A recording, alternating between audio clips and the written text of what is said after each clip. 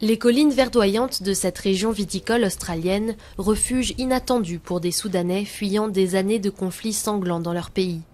Il y a 7 ans, Osman Tag a décidé de quitter la communauté de réfugiés basée à Sydney et de s'installer ici, à Orange, une petite ville minière et agricole de l'Australie méridionale.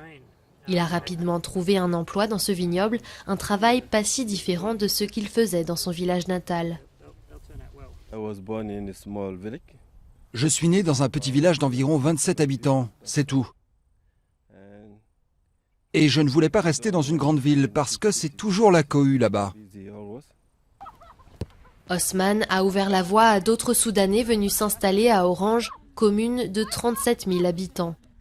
Environ 300 Soudanais y ont élu domicile, ils représentent désormais 11% de la communauté étrangère. Pour eux, la campagne est l'endroit idéal pour élever leurs enfants, loin des tentations d'une grande ville. Et une petite communauté comme celle-ci est aussi plus propice aux rencontres.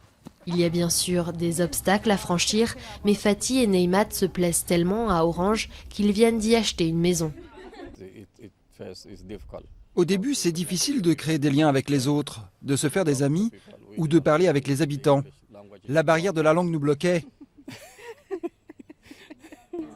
Avec l'arrivée à Orange de plus en plus de Soudanais, les autorités locales ont dû créer des services d'immigration. Des programmes d'entraide ont été mis en place pour aider les adultes à trouver un emploi, un logement et une école pour leurs enfants. Il a aussi parfois fallu apaiser certaines tensions entre les nouveaux arrivants et la population locale.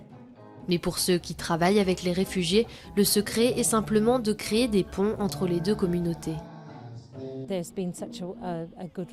Il y a eu des réactions tellement positives pour tenter de trouver des solutions à ces problèmes à travers les écoles par exemple, en organisant des activités extrascolaires pour que les communautés et les enfants se mélangent. Et avec un peu d'aide et de solidarité, les enfants réfugiés finiront sans doute par se sentir à Orange comme des poissons dans l'eau.